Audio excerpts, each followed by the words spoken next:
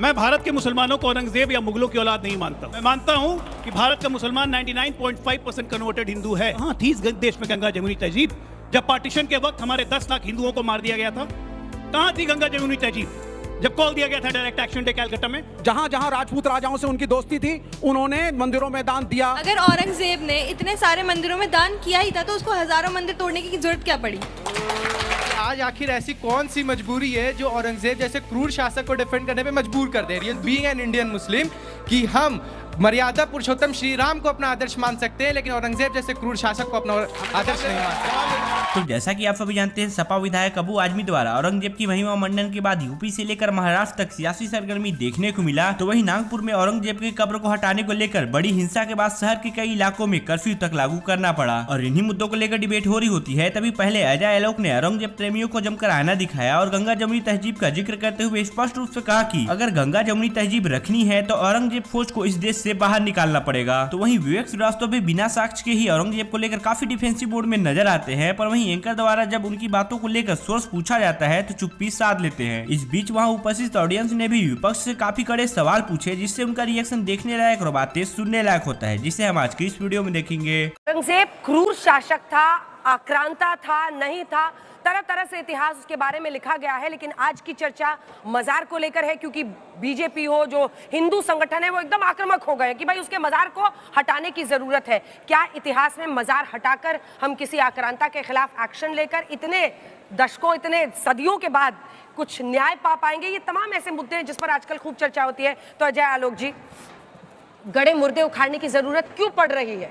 औरंगजेब को ऐसा तो नहीं है कि बीजेपी अभी शासन में आई है, क्यों हो रहा है? औरंगजेब के इर्द गिर्द इतना विवाद क्यों हो रहा है? देखिए विवाद, अंजना जी बात समझिए, हमारा कोई विवाद ये नहीं है कि औरंगजेब की कब्र है, उस एसआई मॉन्यूमेंट है, भारत सरकार प्रोटेक्ट कर रही है, महाराष्ट्र सरकार प्रोटेक्ट कर रही है, वो सब अपनी जगह पर है। यहाँ पे बात कहाँ पे आई? यहाँ पे बात आई औरंगजेबी सोच से। हमें उस सोच से दिक्कत है जो आज भी औरंगजेब से अपने आप को आइडेंटिफाई करती है। मैं भारत के मुसलमानों को औरंगजेब या मुगलों की औलाद नहीं मानता हूँ। मैं मानता हूँ कि भारत का मुसलमान 99.5% कन्वर्टेड हिंदू है। उसके औरंगजेब मुगल कहाँ से आगे भाई? क्यों किसी अबू आजमी टाजमी या फालतू जैसे व्यक्ति को ये कहने की जरूरत पड़ेगी कि अब औरंगजेब बहुत बड़ा शासक था, उसने बहुत बड़े हिंदू मंदिर बनवाए? बिल्कुल गलत बात है ये। और आज भी मैं कहता हूँ, ये जो नागपुर की हिंसा हुई, ये औरंगजेब पे जो विवाद हो रहा है, कोई यूपी में बयान दे रहा है, ये क्या ये औरंगजेबी मानसिकता है? देखिए बात समझिए, आप लोग भी समझिए, पढ़िएगा जाके गूगल में जरूर। एक है Darul ul Harb, land of conflict, ये हमारा हिंदुस्तान उसी में है। दारुल उल इस्लाम मतलब लैंड ऑफ पीस। ये उस मेंटालिटी से लड़ाई है जो इस देश को दारुल खर्ब से दारुल इस्लाम बनाना चाहती है, इसलिए औरंगजेबी मानसिकता लाना चाहती है। और हम राजनीतिक और सामाजिक रूप से इसका पुरजोर विरोध करते हैं और करते रहेंगे। औरंगजेब तो मर गया 350 साल पहले, लेकिन किस्मत देखिए भाई साहब, उस सोच को अभी तक जिंदा रखा है। ये सोच माननी जरूरी है इस देश में। और एक बात और खत्म करता हूं मैं, इसको कवर अप करने के लिए कहा जाता है गंगा जमुनी तहजीब खत्म हो जाएगी, गंगा जमुनी तहजीब। अरे कहां थी इस देश में गंगा जमुनी तहजीब? जब पार्टीशन के वक्त हमारे 10 लाख हिंदुओं को मार दिया गया था, कहां थी गंगा जमुनी तहजीब? जब कॉल दिया गया था डायरेक्ट एक्शन डे कलकत्ता में, कहां थी गंगा जमुनी तहजीब? पिछले 70 साल से दंगों में हिंदू को मारा जाता है, कहां थी गंगा जमुनी तहजीब? और उसके बाद हर बात पे गंगा जमुनी तहजीब। तुरंत आप बात करते करते करते आपको औरंगजेबी सोच आ जाएगी। इसीलिए अगर गंगा जमुनी तहजीब रखनी है तो औरंगजेब सोच को निकालना पड़ेगा इस देश से। आपके विधायक अनुराग जी, आपके विधायक अबू आजमी की जो औरंगजेब परस्ती है, औरंगजेब के जो फैन है, कितना भारी पड़ा देश को कि आज हम लोग 1 घंटे तक अब ये बहस करेंगे कि अगर औरंगजेब क्रूर, क्योंकि इस पर इतिहास बटा हुआ है। यहाँ पर मेरे पास ही माखनलाल जी तमाम अलग अलग किताब है। शिबली नोमानी अपनी किताब औरंगजेब आलमगीर पर एक नज़र में लिखते हैं कि इस्लाम के प्रति औरंगजेब का उत्साह एक संत के बजाय एक राजनेता जैसा था। तो उनका महिमा मंडन करने वाले भी इतिहासकार थे। वहीं जो जदुनाथ सरकार है वो सीधा लिखते हैं कि वो इस्लामिक स्टेट बनाना चाहता था जहां इसे नहीं मानने वाले लोगों को मौत की सजा दे दी जाती। अब ऐसे में महिमा मंडन करने का आज 2025 में ठेका आपकी पार्टी के विधायक ने क्यों लिया? उसके बाद नहीं तो बवाल हुआ। देखिए अंजना जी, बहुत साफ और एकदम क्लियर बात है, ना हम हिंदू हैं, ना मुस्लिम हैं, ना सिख हैं, ईसाई, हम सबसे पहले हिंदुस्तानी हैं। मेरा एक ही मजहब है, हिंदुस्तानी। और हिंदुस्तानी होने पे फ़र्क है, और मुझे फ़ख्र इस बात का होता है। मुझे याद आती है आपकी इस बात से 1857 का विद्रोह, जब मंगल पांडे ने विद्रोह की सबसे पहले आवाज़ उठाई थी। कौन उनके साथ खड़ा हुआ था? उस समय मुगल का सबसे लास्ट राजा होता था बहादुर शाह जफर। बहादुर शाह जफर खड़े हुए, उनके साथ कौन खड़ा हुआ था? रानी लक्ष्मीबाई। उनके साथ कौन खड़ा हुआ? तात्या टोपे। उनके साथ कौन हुआ? पेशवा जी। ये लोगों ने मिलकर जब अंग्रेजों को पानी पिला दिया, तब अंग्रेजों को पता चला नहीं हम हिंदू मुस्लिम हिंदुस्तान में एक हैं। और मुझे आपके बीच में नहीं बोला, अंजना जी अभी आ रहा हूं, चुप रहिए। तो इनको ये लगा कि अंग्रेजों को लगा कि ये हिंदू मुस्लिम एक साथ मिलकर मुझे यहां से खदेड़ देंगे, तो उन्होंने क्या लाया? बांटो राज करो। बांटो राज करो की राजनीति आज भारतीय जनता अपनाना चाहती है। मेरा यह कहना है कि किसी को भी हीरो और किसी को भी विलन आप किस आधार पर बनाते हैं? आप बनाते हैं तथ्यों के आधार पे, इतिहास के आधार पे, मन के आधार पे, वोटों के लिए, चुनाव जीतने के लिए नहीं। औरंगजेब का शासन इस देश के ऊपर 50 साल तक था। माखन लाल जी हिस्टोरियन है, ये भी हिस्टोरियन है, सब बैठे हुए हैं। पहली चीज जो औरंगजेब के खिलाफ बोली जाती है कि उसने अपने भाई को मारा, उसने अपने पिता को जेल में डाला, उसने अपनी बहन को इम्प्रिजन किया। मैं दसियों ऐसे हिंदू राजाओं का नाम बता सकता हूं, अजात शत्रु, सम्राट अशोक, नंद, राणा सांगा, एक लंबी लिस्ट है। राजा राजा होता है, राजा डेमोक्रेटिक इलेक्टेड नहीं होता। राजा की कमियों को धर्म से आंकना सबसे बड़ी गलती है। ठीक है, आप ये कहना चाहते हैं कि मुगलों ने हिंदू राजा ने प्लीज हिंदू राजा मुस्लिम राजा में यही फर्क है। क्या हिंदू राजा ने हिंदू क्या को विस्तार फर्क है? किया?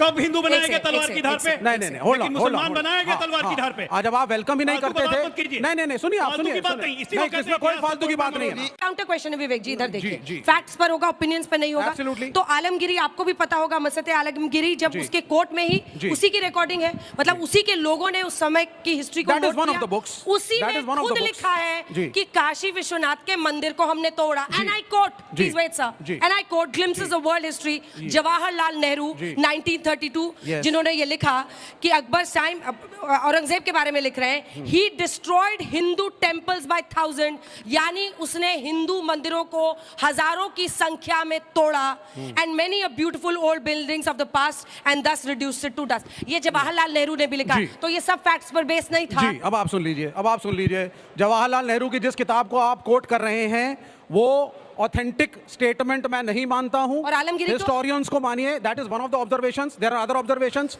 उन्होंने आपके महाकाल के मंदिर में धन का दान भी दिया, जमीन के पट्टे भी दिए। मैं 50 मंदिरों की लिस्ट अभी लेकर के बैठा हुआ हूं, मैं आपको गिना दूंगा। जहां जहां राजपूत राजाओं से उनकी दोस्ती थी, उन्होंने मंदिरों में दान दिया। दूसरी बात सुनिए, शिवाजी की सेना के अंदर गजब के फैन लग रहे हैं मुझे औरंगजेब के। मैं हिस्ट्री की बात करता हूं, फैन होने की जरूरत नहीं है, फैन होना ही गलत है। सोर्स कोट कीजिए ना। अब आप सुनते रहिए ना, सोर्स कोट कीजिए, आप सुनिए, सोर्स कोट कीजिए, दो मेन सोर्स कोट कीजिए, कहां पे दान किया, किस राजा को किया, एंड सोर्स। हाँ बिल्कुल, अब आप सुनते रहिए। इन्होंने बिल्कुल नो इन्होंने I am quoting my sources, please quote your source और take Rana back your Jaswant words. Singh और राजा जय सिंह दो मेन सिपह सालार थे सोर्स औरंगजेब के। सोर्स आप नहीं, आप सावरकर की किताब पढ़ लीजिए, आप सावरकर की किताब पढ़िए। सावरकर को आप सोर्स। एक मिनट।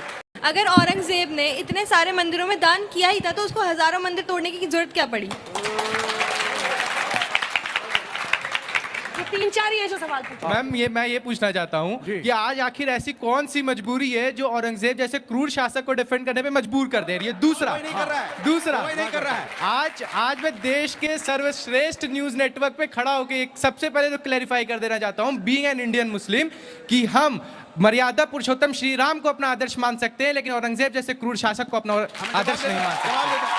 जवाब दे दो अंजना जी, जवाब सवाल पूछा है अंजना जी, जवाब इसका जवाब देखिए, हमने पहले भी बोला था और आदरणीय आजम खान साहब ने बोला था कि मुगल हमारे आदर्श नहीं है, हमारे आदर्श श्री राम है। सवाल यह है कि भारतीय जनता पार्टी से सिर्फ इतना आग्रह होता है कि ये हिंदुस्तान हिंदू मुस्लिम सिख ईसाई सबका है, आपके सबके सम्मान कीजिए, किसी के बीच में नफरत की